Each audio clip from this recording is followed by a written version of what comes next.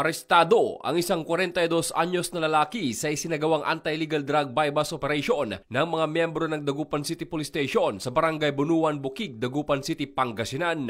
Ang suspect ay nakatala bilang street-level individual. Narekobre mula sa kanya ang 12 gramo ng hininalang shabu na nakapaloob sa 2 plastic sachet at mayroong standard drug price na 81,600 pesos. Maliban dito, nakuha rin ang isang genuine 500 peso bill at 15 pirasong kopya ng 1,000 peso bill na ginamit bilang buy-bust money, isang unit ng cellphone at isang motorsiklo na ginamit ng suspect. Isinagawang markings at inventory sa mga ebidensya sa mismong lugar ng operasyon sa presensya ng suspect at ng mga mandatory witnesses. Ang suspect ay haharap sa kasong paglabag sa Section 5 ng Article 2 ng Republic Act 9165.